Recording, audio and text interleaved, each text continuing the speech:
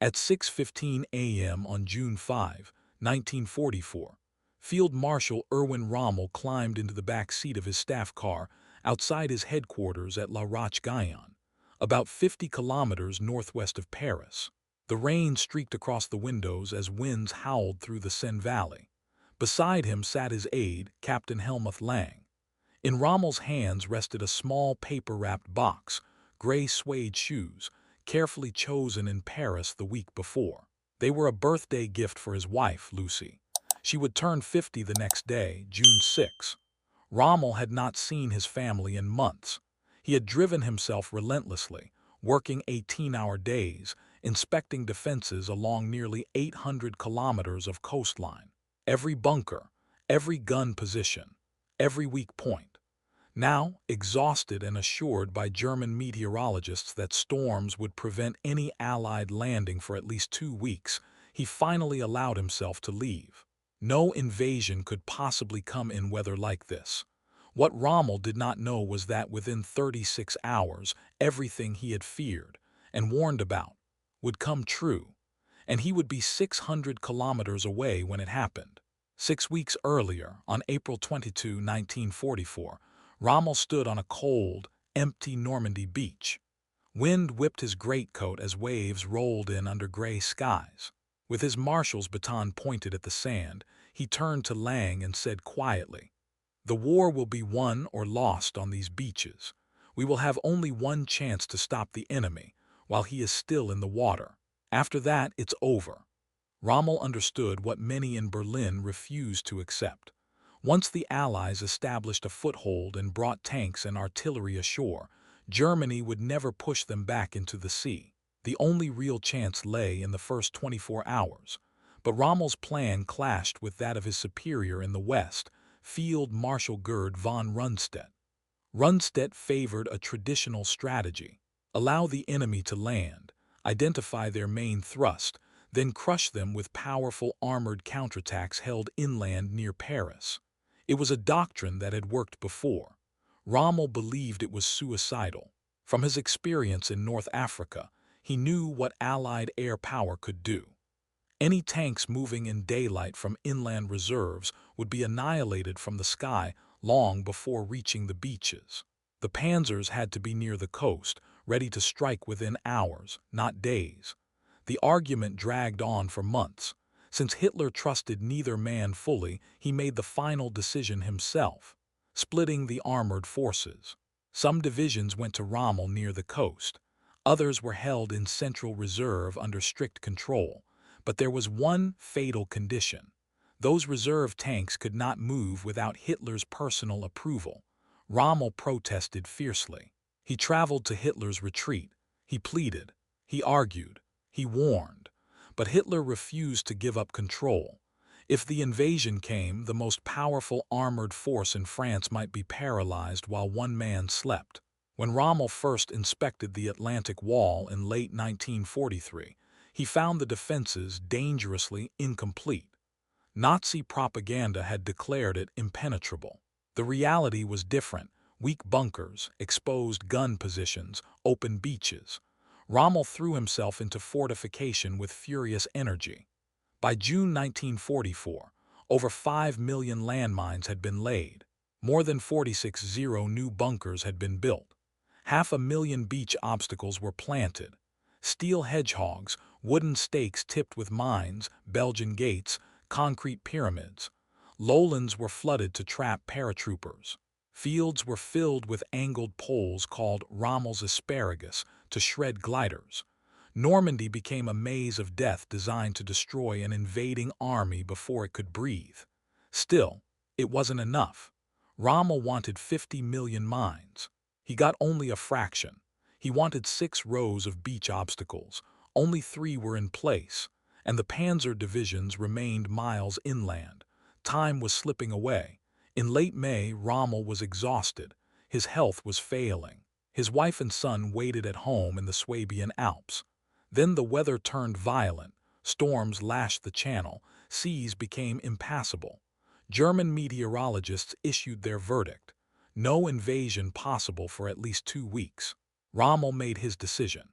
He would go home for Lucy's birthday on June 6 and meet Hitler on June 7 to argue one last time for control of the reserves. At dawn on June 5, as rain battered the Schadau windows, Rommel departed. He believed there was time. There was not. What German weather stations missed, Allied forecasters did not. Using data from ships and Atlantic weather posts, they detected a narrow break in the storm system, just enough to launch the invasion on June 6. At 4:15 a.m. on June 5, General Dwight Eisenhower gathered his commanders in England. The forecast was bleak but workable. After a long silence, Eisenhower spoke, "Okay, we go." By nightfall, 5,000 ships were already crossing the Channel. 11,000 aircraft prepared for history's largest air operation. 156,000 men checked their weapons. The greatest invasion in human history was on the move, and Rommel was driving home. Shortly after midnight on June 6, American paratroopers from the 82nd and 101st Airborne began dropping into Normandy. Wind scattered them miles from their targets. Some drowned in flooded fields. Some were shot in the air, but thousands survived and moved toward bridges and roads. To the east, British airborne troops landed with deadly precision. At 12:16 a.m., gliders crashed beside a bridge over the Caen Canal. Within 10 minutes, the bridge, later called Pegasus Bridge, was secured. Confusion swept German headquarters. Reports were fragmented. Some landings were real. Others were dummy paratroopers dropped to spread chaos. Meanwhile, the BBC transmitted a coded poem to the French resistance, an invasion signal Germany had previously identified. The warning reached the wrong army. The Normandy defenders were never fully alerted, and at Hitler's mountain retreat the Führer slept. No one dared wake him. At 6:30 a.m., Allied infantry stormed 5 beaches. Americans, Utah and Omaha, British and Canadians. Gold, Juno, and Sword at Utah, strong currents carried troops to a less defended sector. The Americans pushed inland with surprisingly light losses. At Omaha, hell erupted. German machine guns tore into the first waves. Tanks sank in rough seas. Bodies filled the waterline. For hours, the landing nearly collapsed.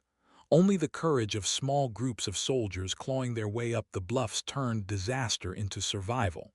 Meanwhile, British and Canadian forces fought their way inland, advancing toward the critical city of Caen.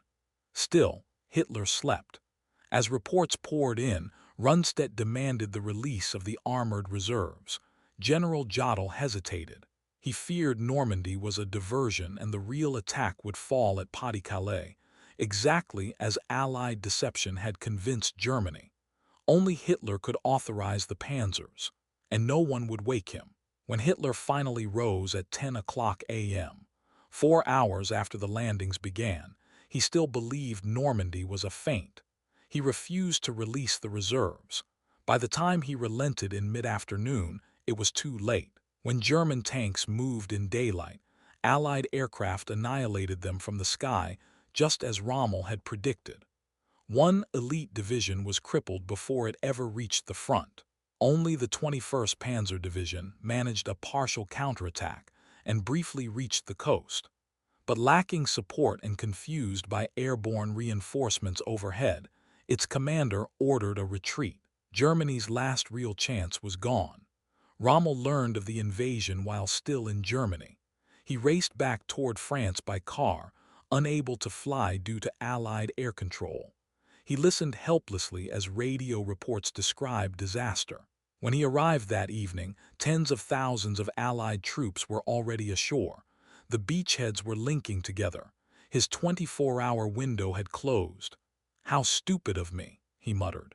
Within days, the Allied front stretched 80 kilometers wide. Over 326,000 men poured into France, along with tanks, artillery, and supplies through artificial mulberry harbors.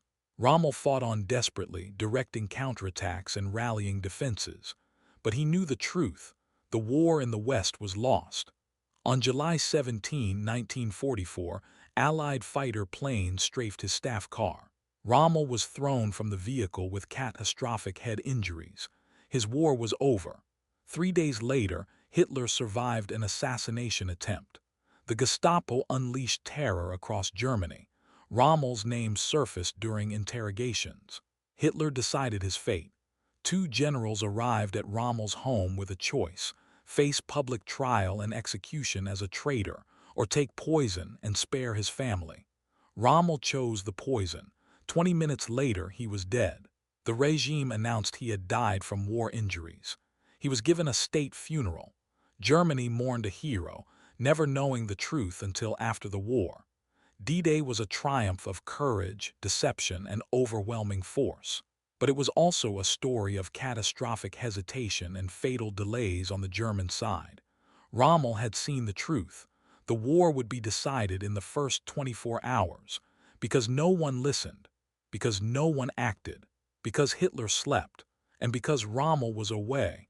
Germany lost its final chance. The longest day became the beginning of the end.